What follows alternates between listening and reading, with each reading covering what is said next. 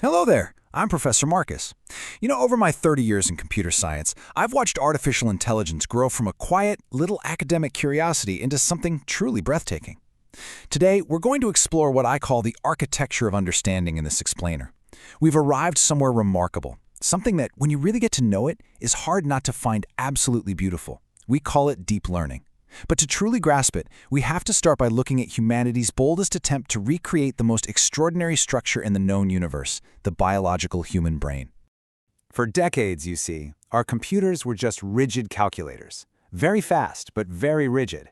But then, scientists began to ask a rather profound question. What if we built a machine that wasn't just a single calculator, but a vast, living web of thousands of interconnected nodes, much like the billions of firing neurons right there inside our own heads? Imagine each artificial node doing just a tiny, simple calculation and then whispering its result to the next, layer upon layer of these connections stacking together. We call these neural networks. And deep learning? Well, that simply refers to the breathtaking depth of how many layers we stack together to build real understanding. Now, to really appreciate the magnitude of this, look at how we used to do things. For half a century, traditional programming was all about humans writing rigid, exhaustive rules. We'd sit there and write code that basically said, okay, if an image has whiskers and pointy ears, then it is a cat. But the natural world is just way too complex for rigid rules, isn't it? So we stopped trying to write them. Instead, we just started showing the machine the world. We let it discover its own rules by spotting patterns in thousands of examples. This wasn't just a new trick, it was a profound revolution in how machines interact with our reality.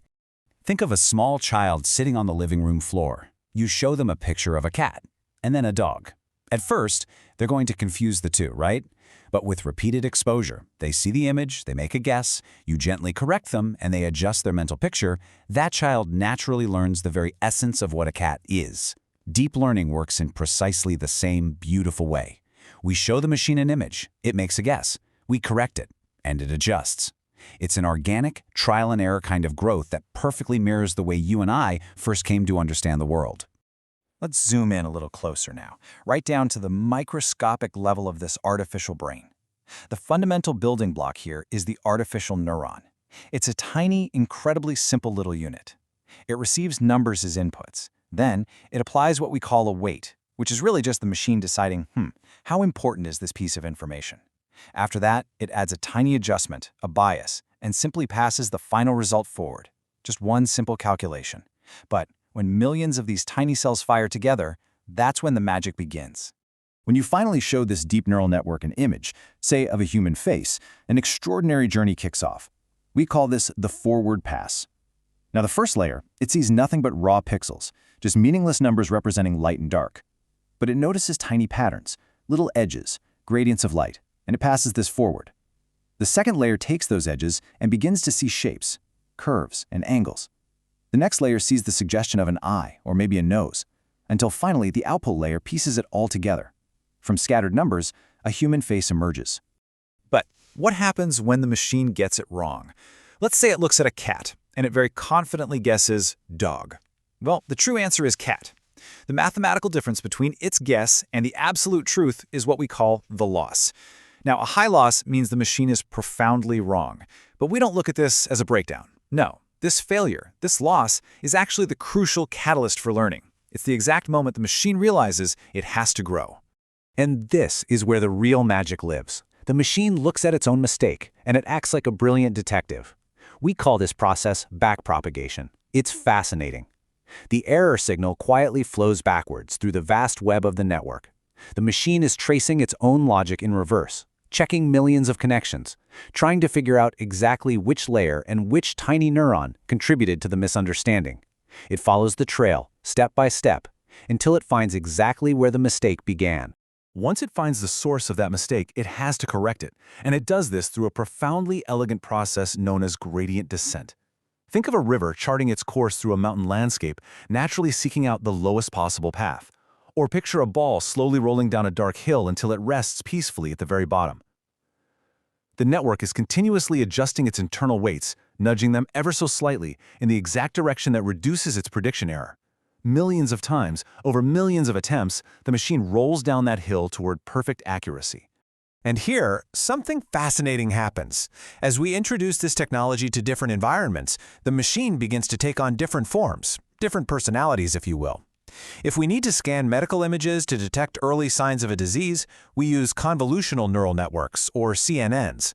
They scan images in tiny patches to find visual textures. But if we wanted to understand spoken language or read a book, we use recurrent neural networks, or RNNs. These have memory, allowing the machine to understand sequences over time. The artificial brain adapts perfectly to its surroundings. But then, in recent years, we witnessed an evolution that changed absolutely everything: the birth of the transformer.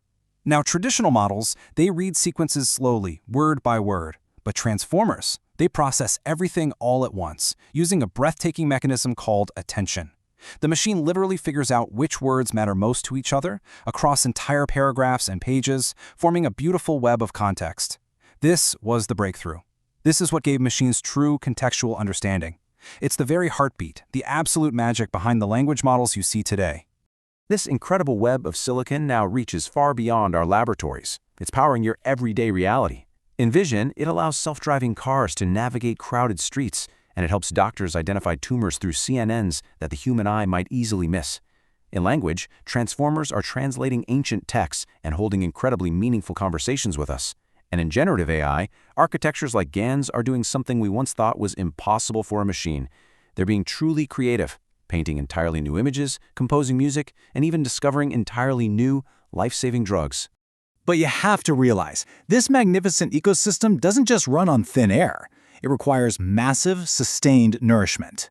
The lifeblood of deep learning is vast, high-quality data. Without a rich, continuous diet of text, images, and video, the network simply can't learn the patterns of our world. And it requires immense physical power, too. Massive arrays of specialized computer chips, GPUs and TPUs, performing billions of calculations every single second. This powerful hardware and high-quality data, this is the heavy industry, the soil and the rain that sustains the magic. Yet, like any powerful force of nature, it's not without its shadows, and we need to observe its challenges clearly. Deep learning thrives on data, sure, but if that data is too narrow, the model can simply memorize the information rather than truly understanding it, a flaw we call overfitting. It becomes rigid, unable to adapt to the wild unpredictability of the real world. And perhaps most mysteriously, it's a black box. Even its creators often cannot fully interpret exactly why a deep neural network made a specific decision. It has grown so complex, it's sometimes a mystery even to us. Which leaves us standing on the edge of a great frontier, looking out at what comes next. We've taught this organic machine, this incredible web of silicon, to see our world, to speak our languages, to create art, and to discover medicine. If a system born of simple calculations and tiny artificial neurons can learn to do all of this today, what will it learn to do tomorrow?